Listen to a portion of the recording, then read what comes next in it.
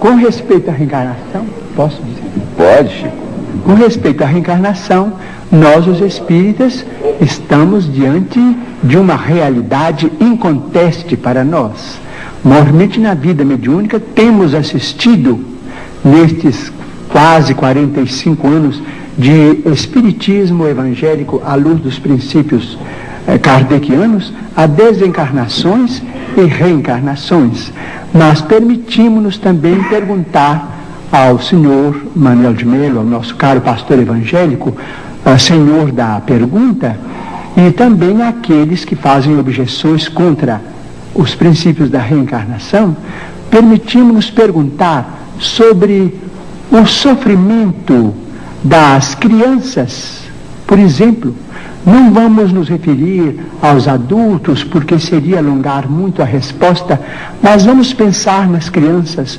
Por exemplo, nós, os espíritas, muitas vezes encontramos determinados casos de suicídio, e às vezes suicídio acompanhados de homicídio, ou às vezes apenas de homicídio.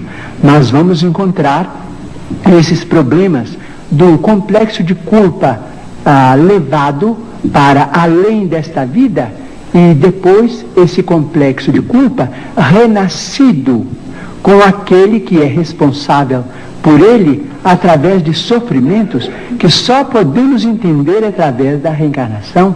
Por exemplo, muitas vezes temos encontrado, por exemplo, irmãos nossos suicidas que dispararam um tiro contra o coração e que voltam com a cardiopatia congênita ou com determinados fenômenos que a medicina classifica dentro da chamada tetralogia de Fallot.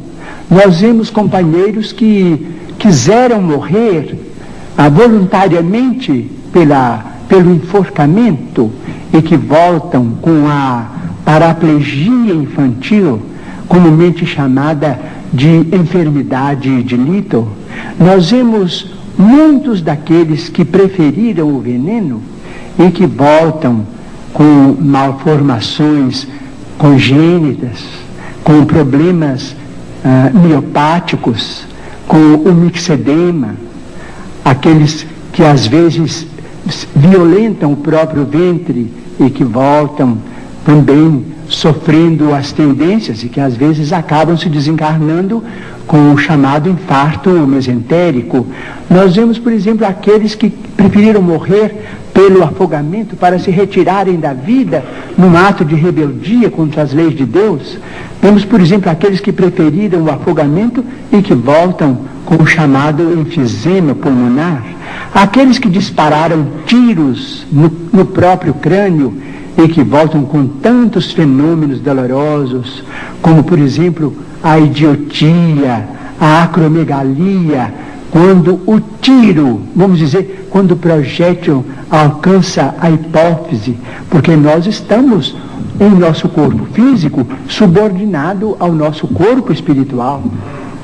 Então, principalmente nos fenômenos, os fenômenos decorrentes do suicídio por tiro no crânio são muito dolorosos, porque vemos a surdez, a cegueira, a mudez congênitas, e vemos este sofrimento em crianças incompatíveis com a misericórdia de Deus, porque nós sabemos que Deus não quer a dor.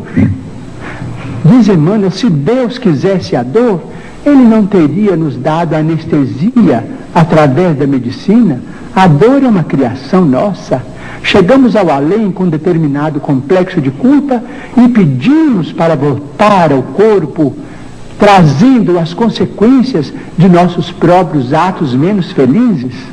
Então, pedimos ao senhor Manuel de Melo, nosso caro pastor evangélico, que tem trabalhado tanto e cujo mérito nós todos reconhecemos e reverenciamos, para pensar conosco nestes problemas.